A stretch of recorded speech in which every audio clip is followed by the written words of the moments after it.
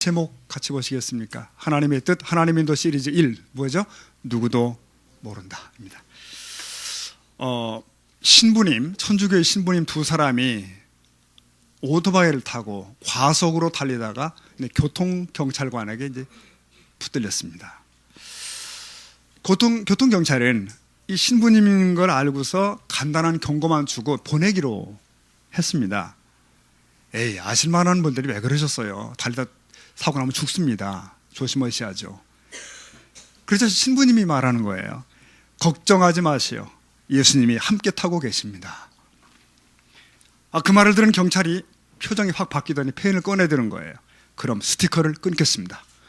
왜요? 그랬더니 신부님이 당황해 물으니까 경찰관이 단호하게 이렇게 말했대요. 3명이 타는 것은 위법입니다. 그랬다는 거예요. 여러분, 우리 인생이라는 차가 갈 때 주님이 함께 하시고 동승하는 것은 사실입니다. 여러분, 그렇게 믿으시죠? 그러면 우리의 인생길에 대한 두려움은 도대체 뭡니까? 걱정의 정체는 도대체 뭘까요? 제 기억 속에 어릴 때 한참 자랄 때 이런 꿈을 꾸었던 것 같습니다. 잘 낯선 길이 왔는데 점점 어두워져요. 그런데 뒤에서 누구인지 모르지만 쫓아온다는 거예요. 발걸음 소리가 들려요. 그럼 막 뛰어 도망가는데 점점 날은 어두워지고 어딘지 모르는 산골짜기에 들어와 있고 가다 보니 드디어 막다른 길에 온 거예요. 뒤에서는 발소리가 들려. 그럼 어떡합니까? 비명을 지르고 그러다가 이제 깨어나게 되는데 이런 비슷한 꿈을 여러 차례 꾼 것 같아요.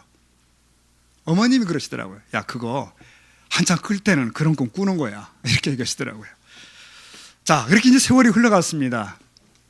많은 세월이 들고 이제 인생길을 거쳐왔고 가만히 생각하니 지금의 모습은 내가 원래 계획했던, 내가 원래 생각했던 모습이 아니다. 그러니까 어릴 때만 그런 두려움이 있고 막다른 길에 있는 것이 아니라 어쩌면 지금 나의 삶도 그런 것이 아닐까? 어두운 산골짜기 같은 길이 아닐까? 이런 생각이 들 때가 때로 있습니다. 그러면 앞으로의 길은 어떻게 될까? 나는 어떠한 모습으로 인생을 매듭하게 될까? 여러분, 분명한 것은 미래를 우리는 모른다는 것입니다. 나의 모습이 어떻게 될지 아무도 모르시는 거예요. 여러분, 생은 그 자체가 신비입니다. 물론 두려움이 있습니다. 그러다 보니까 사람들은 뭐 하죠? 점을 칩니다. 미래를 알고 싶은 거예요. 여기 서울대입구역에서요, 저기 봉천역까지 이 대로를 중심으로 양쪽 동네들 들어가 보면 점집 엄청 많습니다. 저도 깜짝 놀랐어요. 얼마나 많은지 셀 수가 없습니다. 사업이 되는 거죠. 네. 그러나 우리 그리스도인들은 그런 거 할 수 없잖아요. 네. 그것은 우상숭배이고 귀신의 영혼을 팔아먹는 일입니다. 여러분, 하나님은 유일하신 신이시고 이 세상을 창조하신 창조주인 걸 우리는 믿습니다. 그렇게 믿으시죠? 네. 굉장히 확신이 약한 것 같아요. 그렇게 믿으시죠, 여러분? 네. 개인이나 나라나 온 세상이 그분의 크나큰 섭리라는 울타리 안에 있는 건 분명합니다. 자, 근데 이 시간 정말 우리가 궁금한 건 이겁니다. 그 하나님은 과연 내 인생에 개입하시는가? 그분은 내 인생과 어떤 관계를 갖나? 나는 그 하나님의 뜻을 어떻게 알 수 있나?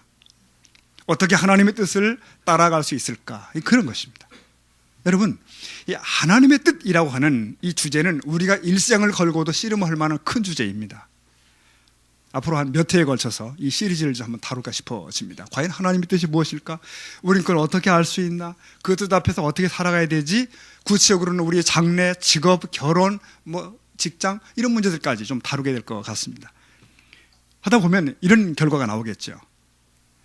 이미 인생길 많이 걸어오신 분들은 새로운 관점으로 내 인생을 돌아보면서 이거로구나라고 생각할 수 있는 그런 어떤 회복의 시간일 수도 있고요. 또한 앞으로 살 날이 많은 우리 젊은 친구들은 앞으로의 긴 생애 속에 하나님의 뜻을 담대히 붙들고 전진할 수 있을 것이다.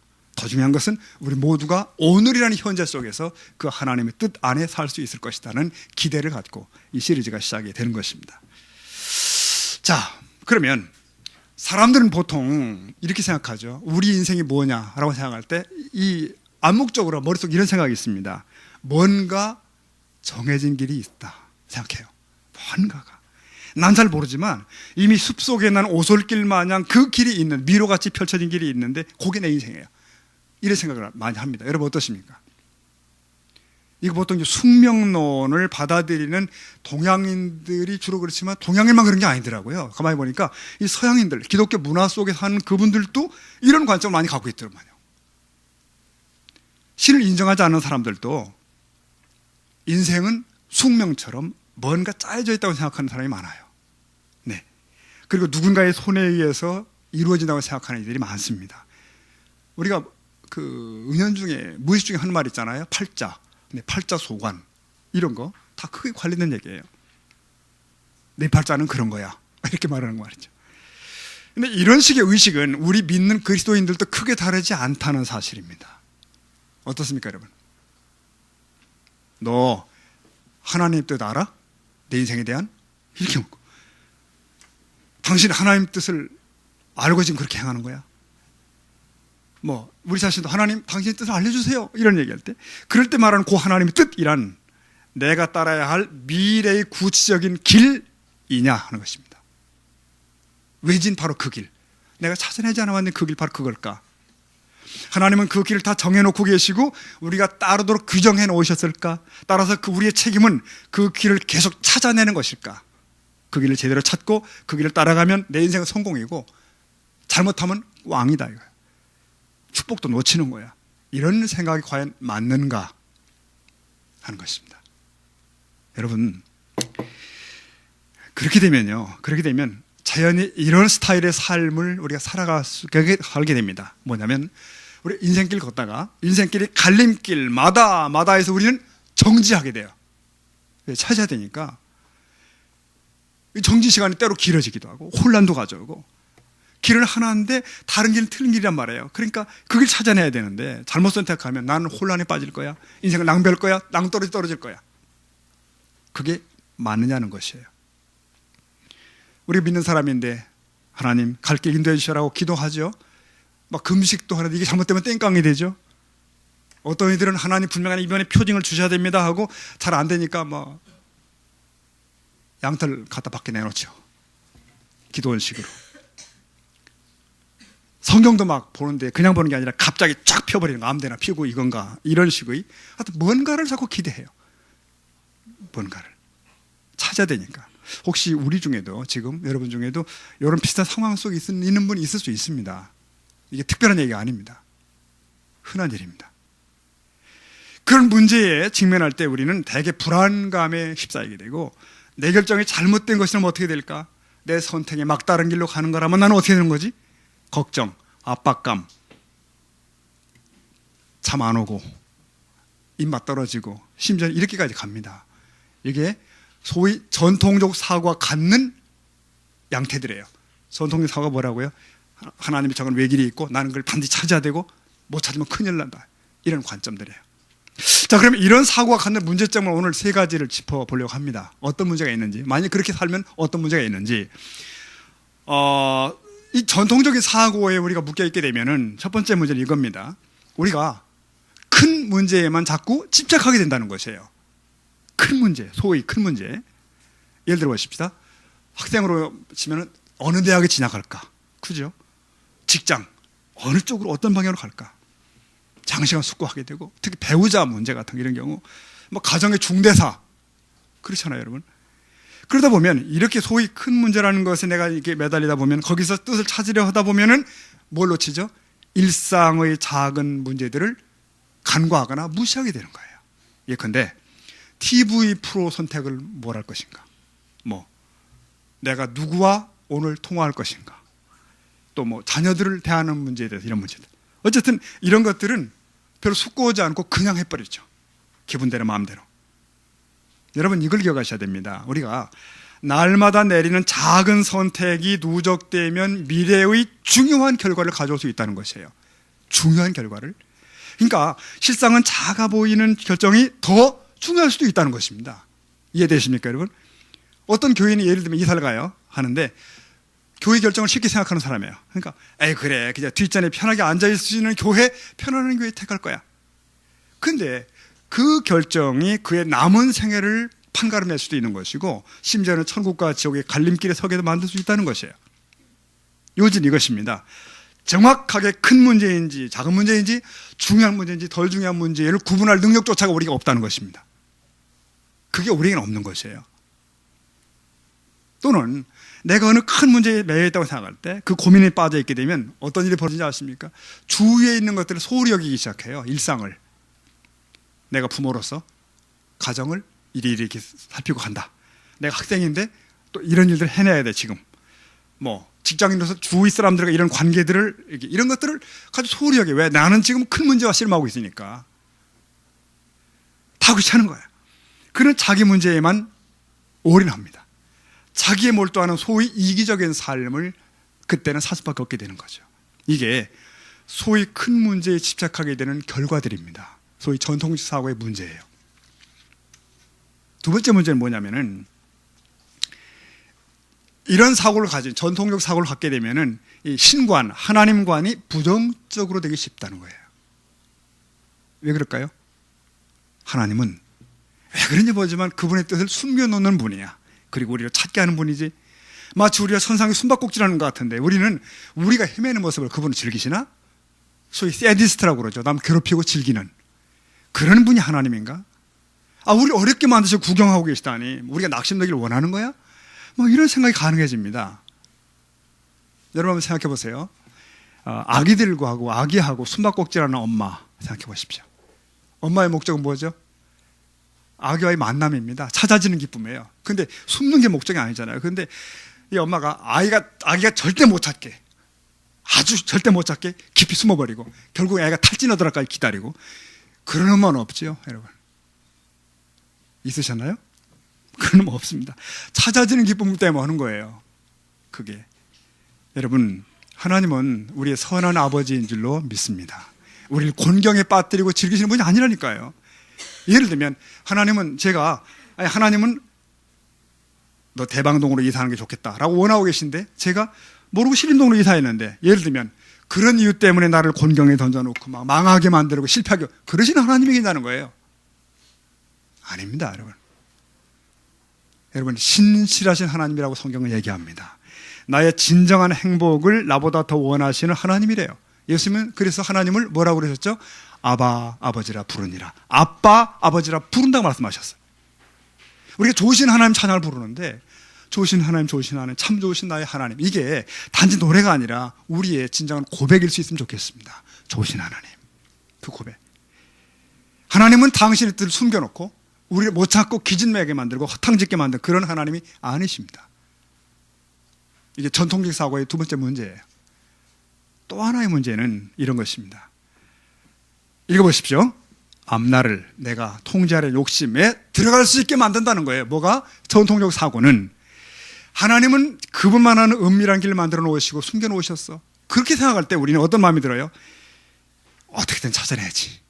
그 마음이 드는 거예요. 어떻게든 찾아내야 돼. 나는 그런 미지의 미래가 싫어. 하나님을 신뢰하고 한 걸음씩 가는 거 못 견뎌. 나는 만족할 수 없어. 인간은요, 내가 알고 내가 조정하는 미래를 원합니다. 그렇지 않습니까, 여러분? 여러분 다 미래를 보고 싶잖아요, 지금. 알고 싶잖아요. 그래서 가능하면 내 인생 전체의 그림을 보고 싶어요. 그게 대부분 인류의 본성 속에 있는 마음들입니다. 여러분, 근데 여러분, 그게 가능하다면 하나님과 우리의 관계는 별 의미가 없습니다. 인간이 미래를 알려고 하는 욕망은 원시 시대부터 있었지요. 그래서 점쟁이가 있고 무당이 있고 예언자가 있고 별자리를 챙기고 수정구슬을 돌리고 그죠? 손금을 보고 이런 거 하지 않습니까? 오늘도 많은 사람들이 조간신문에서 오늘의 운세를 봅니다. 저도 때로 신문을 보다 밑에가 있어요. 이게 한번 보면 말띠 몇 년생, 오늘은 말을 조심하라, 이런 거. 대단한 행운을 잡을 수 있는 운이다. 다 뜬구름 좀 잡는 얘기예요, 다. 아니면 말고죠. 누구가 그러다 확률상 맞을 수도 있다는 말도 있더라고요. 확률상.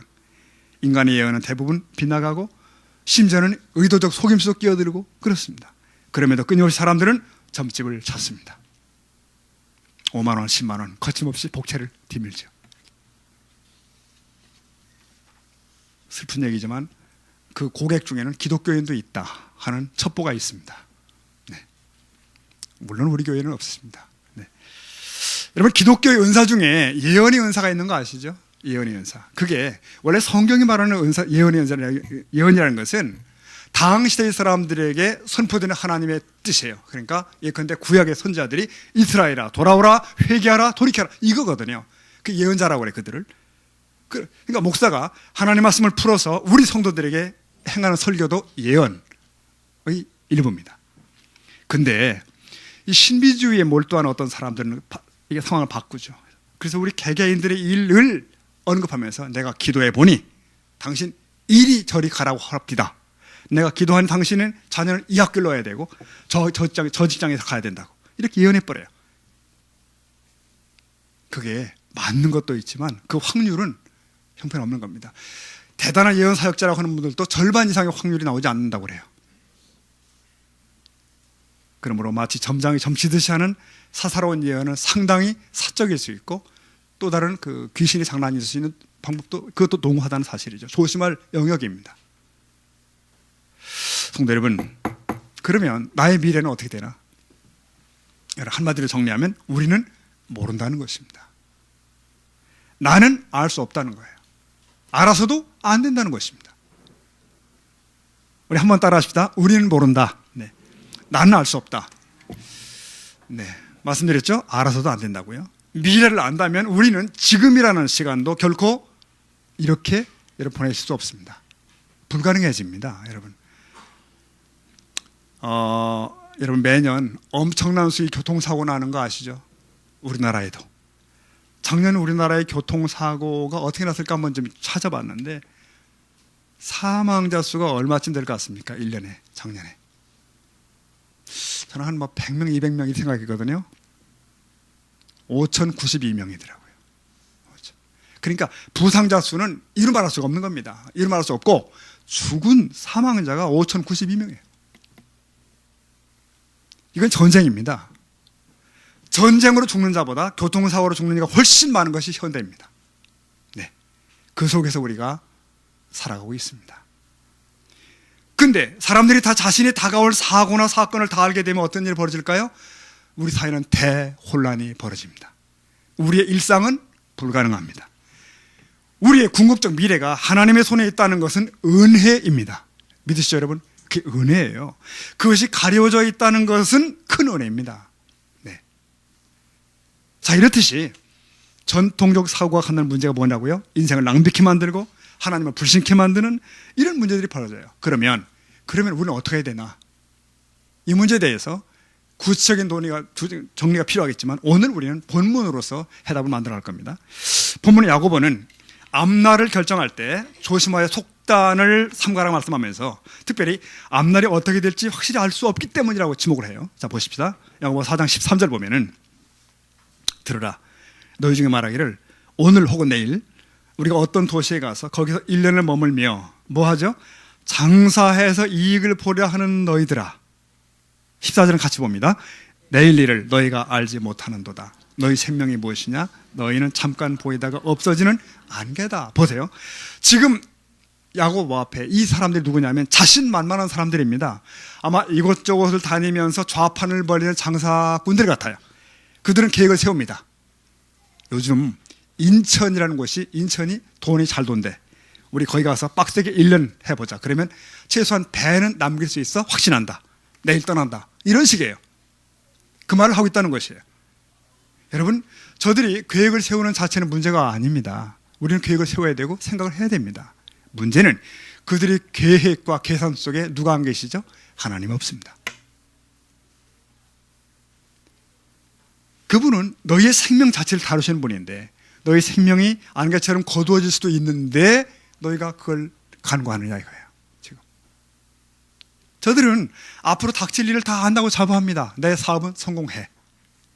하지만 야고보는 그것들을 가리켜서 단순한 가정일 뿐이라고 지목합니다. 여러분, 미래에 대한 모든 지식은 전부 조건적인 걸 아셔야 돼요. 우리의 모든 계획에는 주의 뜻이면 이라는 말이 붙어야 될 줄로 믿습니다. 주의 뜻이면. 자, 4장 15절 보십시오. 너희가 도리어 이렇게 말해야 한다는 거예요. 어떻게? 주의 뜻이면 우리가 살기도 하고 이것이나 저것을 하리라. 이렇게 말해야 한다는 거죠. 근데 16절, 이제도 너희가 허탄한 자랑만 하고 있으니 그런 자랑은 어떻다고요? 악하다. 이거. 그럼 어떻게 해야 돼요? 17절 읽어봅니다. 시작. 그러므로 사람이 선을 행할 줄 알고도 행하지 않으면 죄다. 선명합니다, 여러분. 미래는 전부 조건적인 거예요. 주의 뜻에 합하면 오케이다. 아니면 결국 안 된다. 여러분, 우리는 현재의 할 일은 알고 있습니다. 미래는 모르지만 그것은 허탄한 자랑이나 늘어놓는 게 아니고 그건 다 악한 거래요. 지금 해야 되는 게 뭐라고요? 선을 행하는 것입니다. 야고보의 지적의 핵심은 그겁니다. 미래를 예단하고 떠드는 거 하지 말아라. 단지 현재 하나님의 뜻에 충실하고 그의 선을 지금 행해 라고 말씀하는 겁니다. 정리가 되시죠, 여러분? 자, 산상수훈에 와보면은 예수님께서도 말씀하시기를 우리에게 내일 일을 가지고 염려하지 말고 걱정하지 말래요. 그러면서 오늘의 일에 힘쓰라고 말씀하십니다. 그러면서 공중의 새를 돌보신 하나님을 제시하고 그 아버지가 너희의 필요를 채울 거라고 말씀합니다. 많이 더우면 옆에 여셔도 됩니다. 네. 여러분, 우리 현재 상황이나 미래의 문제에 대해서 불신자들처럼 걱정하지 마셔야 돼요. 대신 오늘 너희는 먼저 그의 나라와 그의 의를 구하라. 이게 예수님의 요구입니다. 주님의 요구는 단순합니다. 여러분, 10가지의 중요한 결정이 있다고 하십시다. 10가지 중요한 결정을 앞두면 우리는 100가지의 길도 나올 수 있어요. 그때 어느 길인지를 하나님이 알려주면 좋겠죠. 어디죠? 그러나 예수님의 요구는 이런 겁니다. 그러지 말고 우리는 내 자신의 마음이 깨끗하고 동기가 순수한지만 물어라. 내 기본 방향이 하나님의 나라라고 하는 북극성을 가리키고 있니? 그것만 확인해라. 이렇게 말씀하시는 겁니다. 그러면 그 중에 어느 길을 택한다고 해도 우리는 어디? 하나님의 뜻 안에 있는 것입니다. 네, 하나님의 뜻 안에 있는 것입니다. 예수님은 우리에게 이렇게 말씀하시는 거예요. 네가 어쩌다 한 번씩 내려야 하는 소위 큰 결정에 에너지를 낭비하지 말아라. 날마다 행해야 되는 작은 일들에 충실해라. 작은 책임을 잘 감당함으로써 우리는 이후에 큰 책임을 감당할 수가 있게 됩니다. 작은 일이 큰 일의 길을 닦는 겁니다. 그다지 중요해 보이지 않는 일에 충성한다고 하는 거, 우리는 아주 중요한 일에 지혜롭게 대처하게 됩니다. 그렇게 되면. 그래서 지극히 작은 것에 충성된 자가 어떻다고 했죠? 주님이 큰 것에도 충성할 수 있다. 그렇게 말씀하신 거예요. 사도 바울도 말씀합니다. 그분도 하나님의 뜻을 언급하면서 하나님의 뜻이란 현재 하나님을 섬기고 높이는 것이지 미래의 대단한 계획과는 별 상관이 없어 라고 말씀하십니다. 그러니까 너희는 이 세대를 본받지 말고 마음을 새롭게 하고 지금 하나님의 선하시고 기뻐하시고 온전하신 뜻이 무엇인지 분별해라 라고 말씀하십니다. 네, 물론 성경의 여러 기자들도 그 미래를 무시한 건 아닙니다. 시각이 우리가 다를 뿐이에요. 그들은 하나님이 그리스도를 통해서 과거를 구속하신다, 장래에도 합력의 선을 이루신다, 그걸 믿어요. 역사의 미래는 마침내 주께서 오셔서 이 땅에 하나님 나라를 세우신다. 이걸 다 그들은 이 미래를 믿습니다. 그러니까 미래는 하나님께 전권이 있고 그분의 손안에 있다는 걸 압니다. 그러나 인간은 유한하기 때문에 미래에 대해서 무기력합니다. 그래서 성경의 기자들은 우리 신자들이, 성도들이 현재를 살아가야 할 모습만을 강조하는 것이에요. 하나님을 알고 그의 뜻을 행하도록 우리에게 주어진 시간은 현재뿐이라는 거예요. 현재. 물론 예수님의 제자들도 우리처럼 미래에 대한 결정을 내려야 될 때가 있었습니다. 예컨대 선교사 바울은 선교 여행을 떠날 시점과 경로를 결정해야 되는데, 그러나 그 미래에 대한 하나님의 뜻을 알고자 고민했다? 그런 단서는 없습니다. 그런 건 없습니다. 여러분, 성경의 인물들에게 고뇌가 있다면 미래를 향한 것이 아닙니다. 지금 그 뜻대로 살려고 하는 고뇌입니다. 하나님의 뜻을 알고 행하도록 우리에게 주어진 유일한 시간은 현재입니다. 그러므로 우리는 마음과 뜻을 다하여 지금 하나님을 사랑하십시오. 그겁니다. 그리고 이웃을 여러분이 몸과 같이 사랑하셔야 됩니다. 지금. 주님의 교회를 성실함으로 대하십시오. 지금. 그리고 주 안에 형제된 이들을 지금 사랑으로 품으시라고요. 그게 하나님 요구라니까요. 항상 기뻐하라. 어렵지만 쉬지 말고 기도하라. 기도의 줄 놓지 말라는 거예요. 범사에 감사하라. 이게 뭐라고 하셨죠? 너희를 향하신 하나님의 뜻이다. 그렇게 말씀하십니다. 이게 너희를 향하신 하나님의 뜻이다. 여러분, 우리가 직장인이든 사업자든 사업가든 목사든 나이가 많든 적든 건강하든 아프든 상관이 없습니다. 하나님의 뜻대로 살고 있는지 여부는 가정에서, 직장에서의 몸과 힘으로 판가름 나는 것이고, 교회에서의 처신과 봉사의 자세 등 우리가 날마다 내리는 선택이 달려있는 것입니다. 과연 그 선택들이 하나님을 높이고 섬기는 것인가? 그것만 물으시면 되는 거예요.